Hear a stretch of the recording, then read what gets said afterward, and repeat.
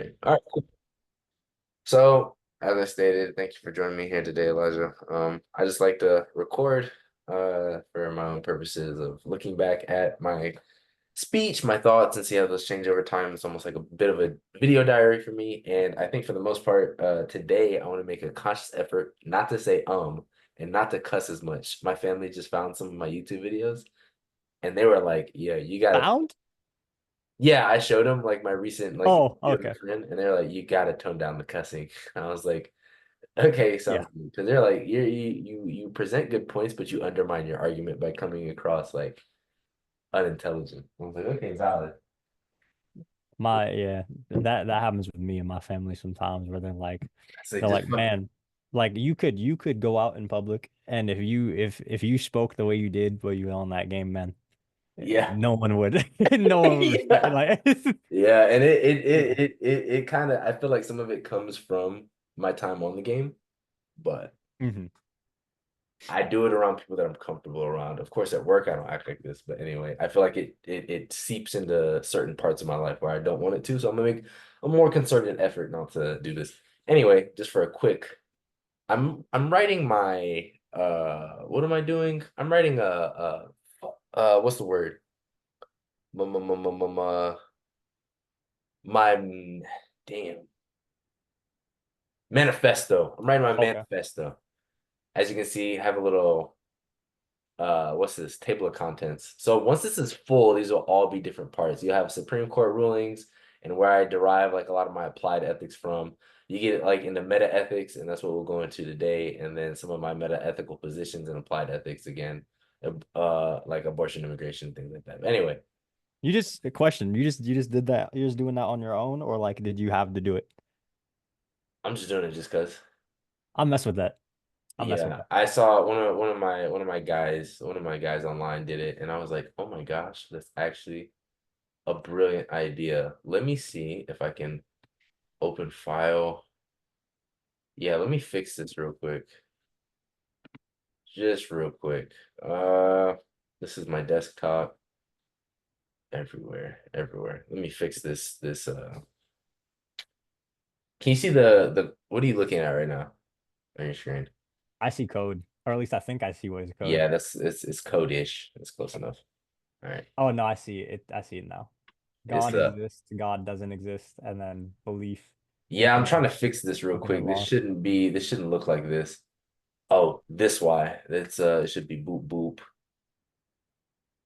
How many columns? It should be three columns. So boop and boop and boop. Okay, that should have fixed it. Let me save this. Did that fix it? Oh, get out of my way, please, screen. Thank you. Let me see that fix it. Oh, let me close the previewer, actually. Take your time, take your time. Okay, open the preview. Let me see if that fixed it. Okay, yes, it did. All right, just as you get up. Um, so to start, not the fedora, my boy, or is that a Oh yeah. trilby? I can never tell the difference.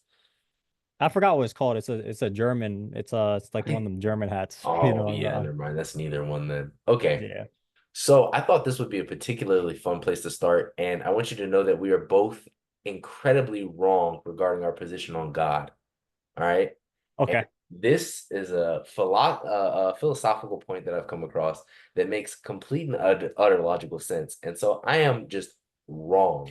Anyway, it is a thought experiment called Pascal's wager. Okay. And this thought Okay. experiment essentially says that people make a life-defining gamble when choosing whether or not to believe in God. This argument is based on the idea that God exists.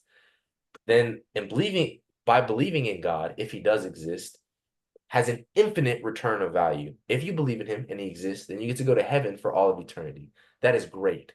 If God does exist, but you don't believe in him, you receive an infinite loss by being damned to hell, right? Right.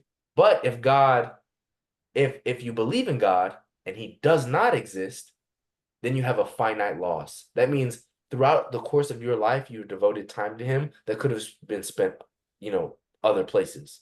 So for a finite amount of time, i.e., your life, you've wasted some time if he doesn't exist.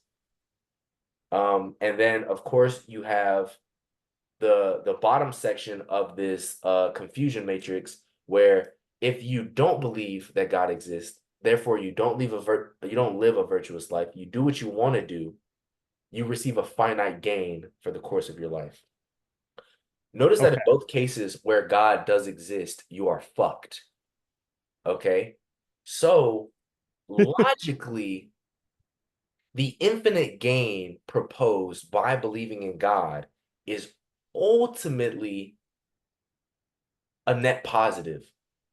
Yes. And so therefore logically the importance or the benefits in believing in God should outweigh the finite benefits that you receive by doing whatever you want during your lifetime. Yeah, that is outweighed by the potential in the infinite gain of eternity. So what do you think? Do you think that logically now all atheists should believe in God just out of the sheer fact that we should, we don't want to go to hell? Um, no, I don't think all atheists should believe in God. Regardless of the infinite or potential infinite gain there is. By the way, my mic's not like picking Nope, up you're your fine. audio, right? You're Like perfect. it's not echoing. You're perfect. Okay. But I don't believe that there should be you should believe in God just for the benefit of getting to heaven. Because one, I don't think that you get into heaven just because you claim that you believe in God. You genuinely have to believe in God. I think that's a real thing. Like you really have to have faith. I think that's how the system works. So just like being like, oh yeah, there's a God, but I don't follow any of the religious principles or rules. And I don't like really follow what I don't follow the Bible. I don't follow the book properly. I think regardless, you're going to hell. Um, and so I think in that case, you actually end up with the finite loss anyway. Finite loss and the infinite loss. You And get the double infinite loss, loss. yeah. Yeah. So I think you're right. I think that is also the conclusion I arrived at that uh actually this was one of the ideas that he explored in his paper, but that the belief in God doesn't depend on rational evidence, no matter which position that you inhabit. So therefore, I think that lends credence to our idea that even if you do believe in God for the benefits associated, God can discern between genuine belief and I guess the facade that you're putting Yeah. up just to reap the benefits. So I think that the mere exposure to this argument, to this logical idea, would almost, even if an atheist were to develop belief in God, that it would be somewhat questionable. I think that one point that we could argue is that at what point do you fake it so hard that you become a true believer? I don't know that. I guess that could be up for I mean debate. that could be a point. I had it in my head for a second. There was something else I had. I think Nah, I lost it. Nah, I lost it. That. Never mind. It's all right. It's all right.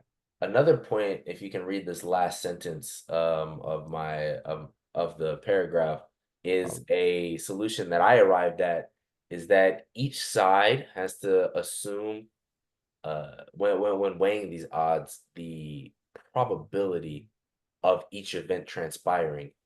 If there's a 90% chance, well, and we can't ultimately predict that probability. We can't. But in order to be swayed to one side or another, there needs to right. be a weighted or unequal probability of one transpiring over another, therefore making one worse or one better.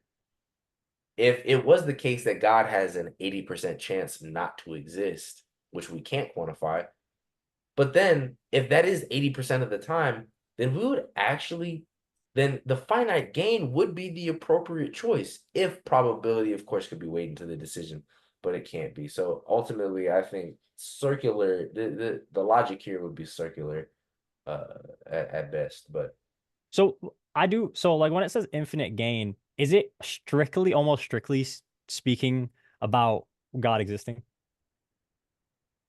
what do you mean? I mean, it's speaking about heaven. Like, oh yeah, okay. That's So what the infinite gain that's is. the Like infinite that's gain. the reward that they're talking about. That's the gain is heaven. That's it.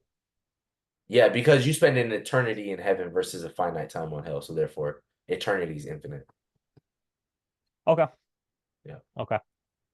Oh, and I think I'm sorry. I think I just understood your question more so. It's not just a belief in God. It's of course belief Mhm. and accordance to those values. Right.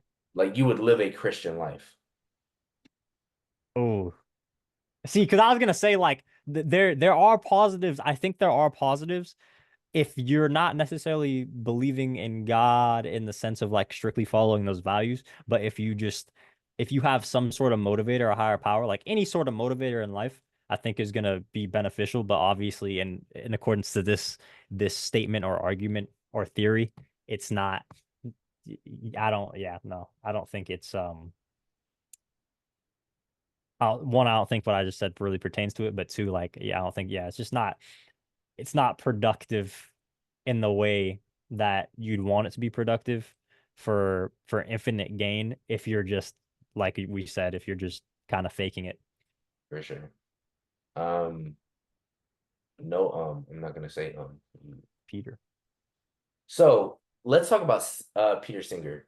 He published one of probably the most divisive and highly highly critiqued papers, uh, titled "Famine, Affluence, and Morality" in 1972. Ooh. This gave us the claim that every single person on this planet is immoral because we all live in excess. Any excess that goes outside of our needs to survive, any of that is immoral. When we live on a planet that people are starving, hence the title, of course, famine. The argument that he brings up particularly hinges on starving and food inequities across the world. So Mm. the claim is that everyone is immoral, and therefore we must donate all excess money to charity and support in support of others that do experience famine. Often, donation is seen as an act of charity. Therefore, the man that doesn't donate to charity, he isn't scolded because donating is a good thing, but not donating is therefore a neutral act. Singer proposes that the man that doesn't donate should be persecuted, that should be ridiculed, and therefore proposes the shallow pond example. If you were to walk past a shallow pond, maybe ankle deep, but there was a newborn drowning in the pond. If you were to walk past this newborn and let it die, you would be labeled a monster. If somebody saw that and you did not help, because think about it, you the that is of no cost to you. Your pants may be wet, was his argument. That's the only damages that the savior suffers in this moment. You may get a little wet.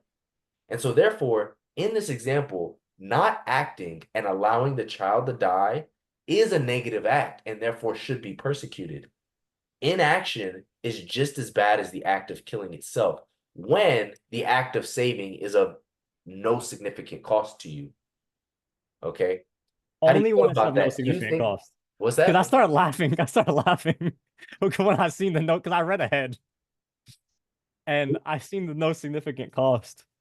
Um, Yeah, sorry. seemingly if you have 100% get out of jail free card and you could save people. If you Okay. could go back and kill baby Hitler with zero repercussions, is it ethical to do so? Right? Is kind of the question that's being asked here. Or is Dang. inaction is inaction just as bad as the act of as allowing the act to transpire? I'm actually I for the most part, I think there's a lot to agree on here. Okay, However, I think the one of the biggest problems with Peter Singer's concept here is it's very extremist. it is. It is. It's like it made me think of stoicism a little bit in the sense of like not living when they say like not living above your means and you should just have enough in a way that contributes to this concept where you're not living above your means, so and all the excess stuff you're not acquiring any excess um um what do you call it, you're just not acquiring any excess material things.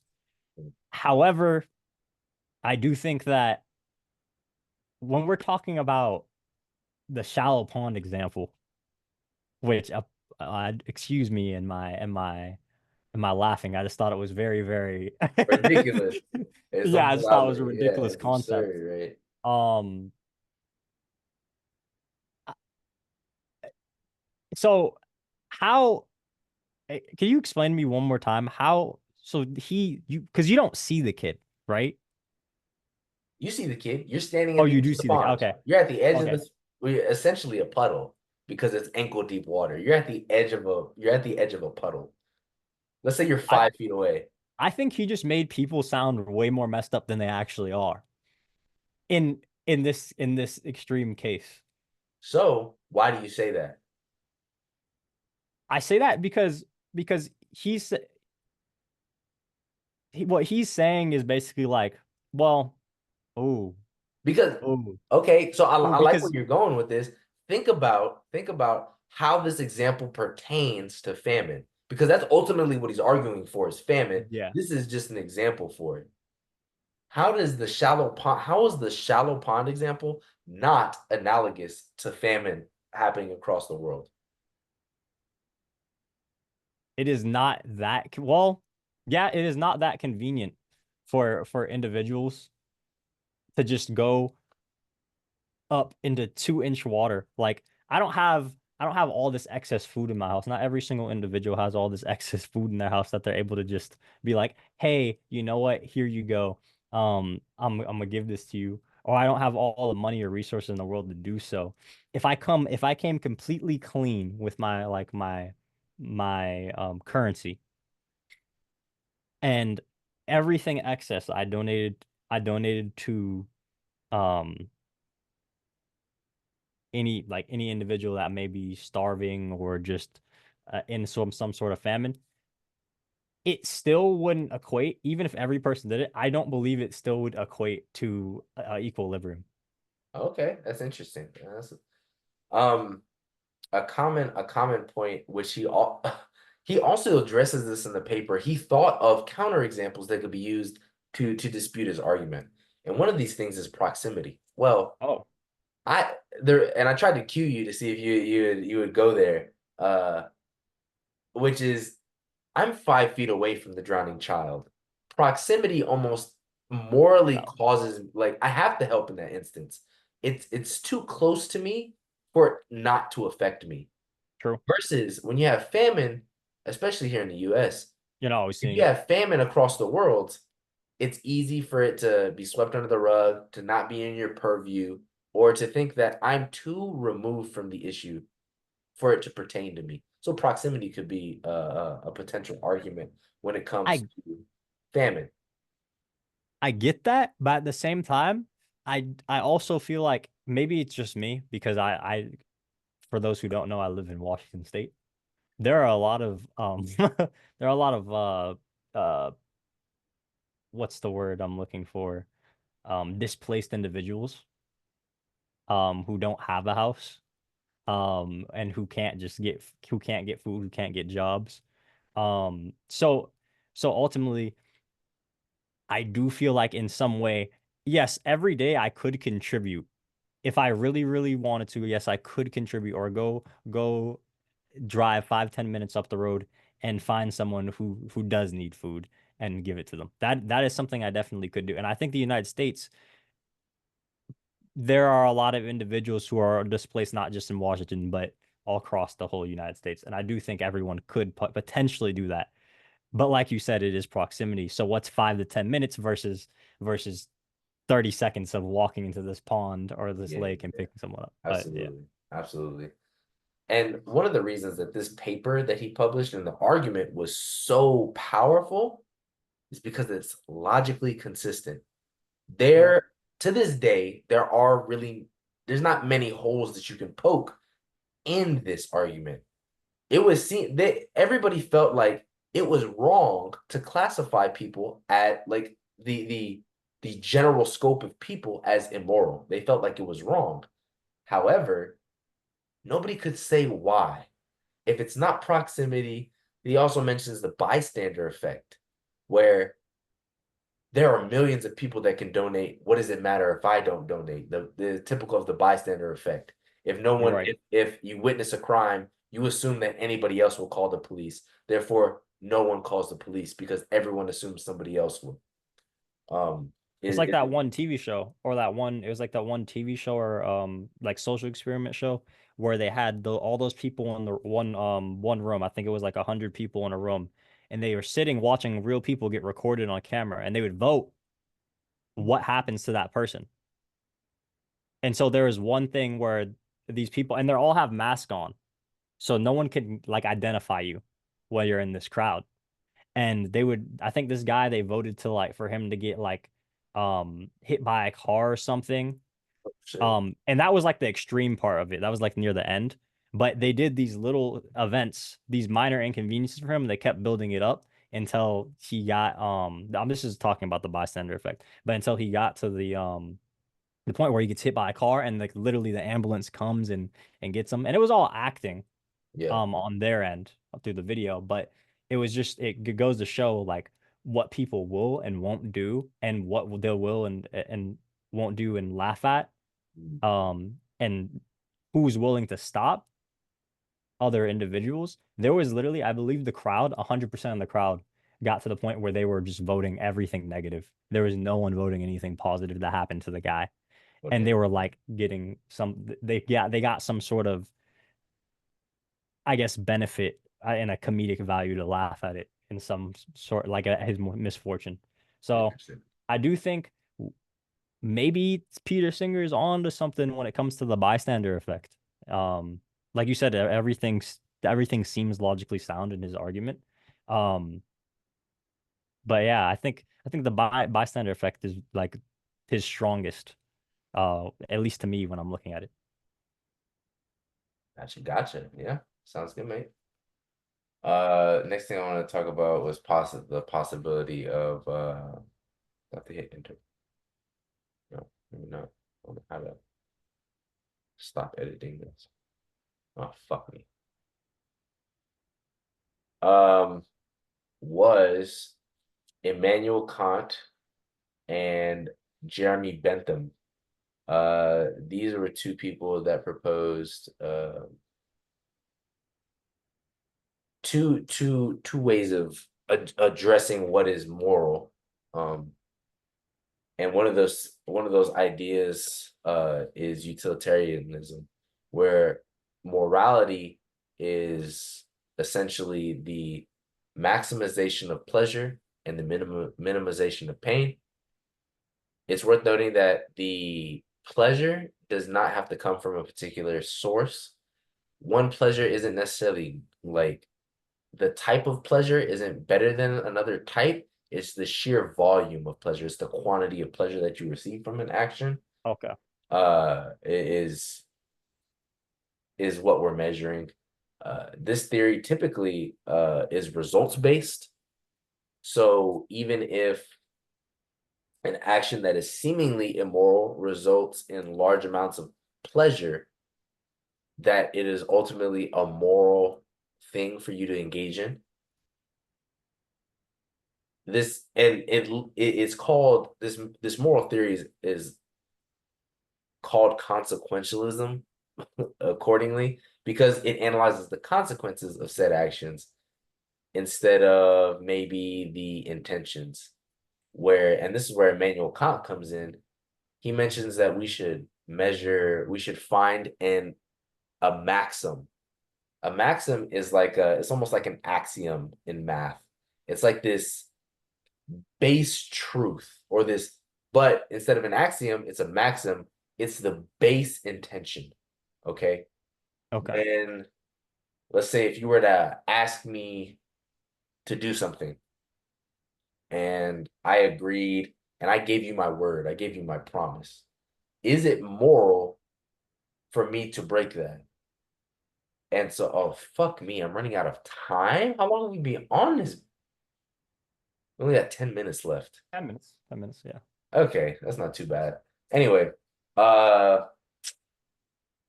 yeah, do you think that the maximization of pleasure is more indicative of morality, or do you think the intention is the more accurate measure of what's moral?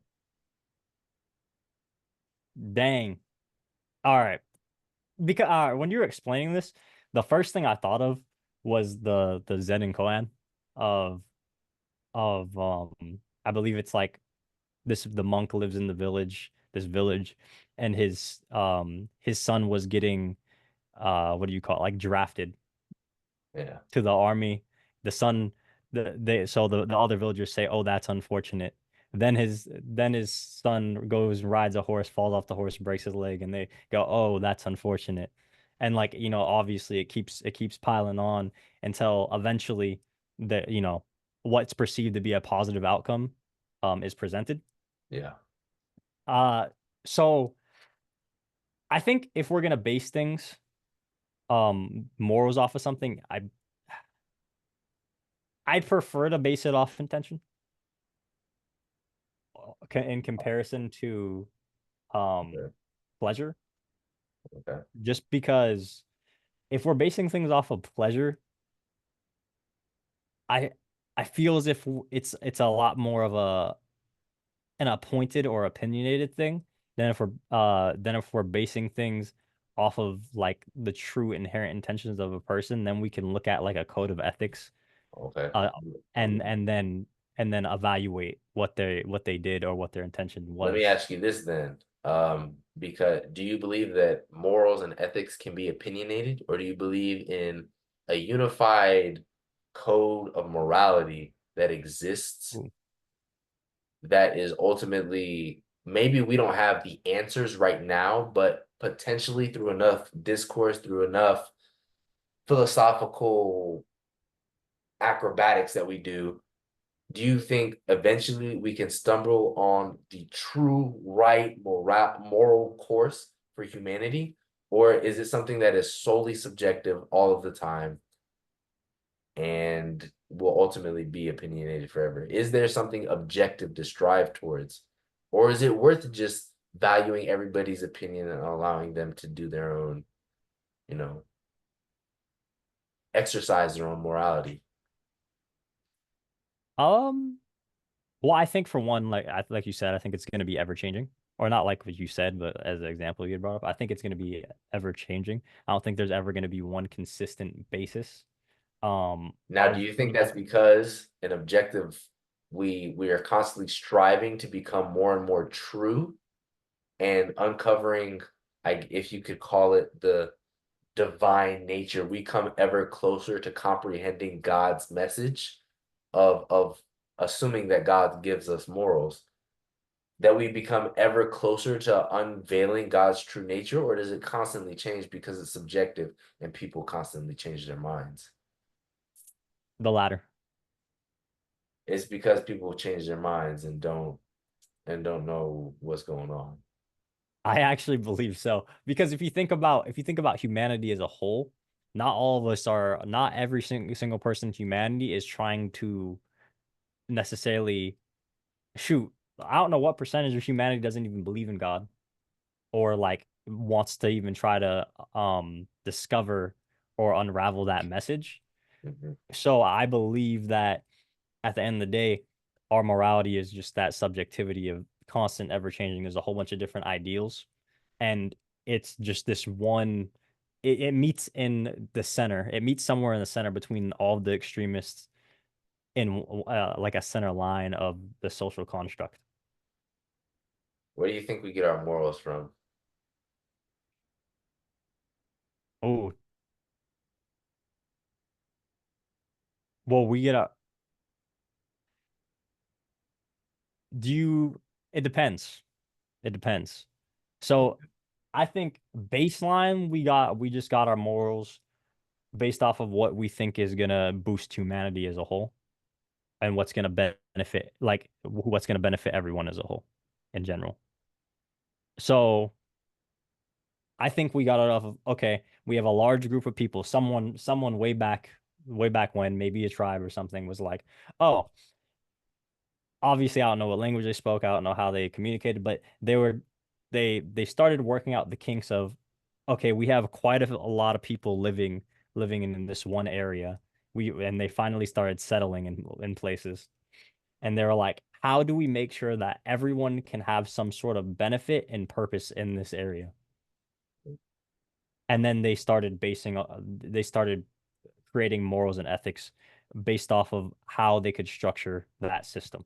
I don't think, and then eventually I think it came to the point where they're like, oh, we should write this down. And then I think that's how we kind of sort of ended up with the Bible. That's how I like to imagine it. I honestly don't know the history and or depth Okay. of that, but So yeah, I think there's a couple different origins of morals. Morals can either you can believe in divine revelation, where God gave them to us, and we interpret those through holy texts and religion, different religions and things of that nature. We can believe it's ordained through us by God, and there is some divine truth that we strive towards. Or you can believe also another route is that morals are somewhat biological and natural yeah, in human beings. that's kind of how I was referring to Okay, is that myself. we Yeah, are communal beings, and it serves. We've never been the strongest, the fastest animals on this planet, but what we did have was community, a herd mentality, and these things allowed us to stick together, forage, build communities. And in these communities, it's beneficial not to harm the well being of said communities. It's almost biologically ingrained in us for our survival not to go against the wishes of the group, not to harm the group as a whole. So, like you were saying, um, that yeah, these people got together, decided like, hey, this is what it's not good to stab your fellow caveman in the back for his shit because consequently somebody could do that to you for your shit and now it's a cycle. We strive towards things that are ultimately lead to stability and general better outcomes for everybody.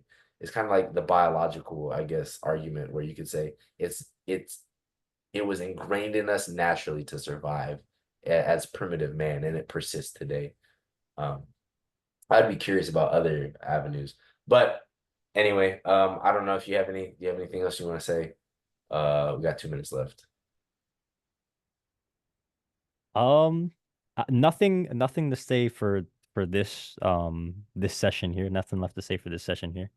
Um, but I would eventually like to speak on a separate topic um potentially, and that's the two things actually.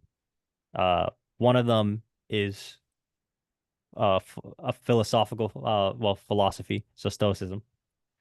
You want to talk about And stoicism in general? yes, Okay.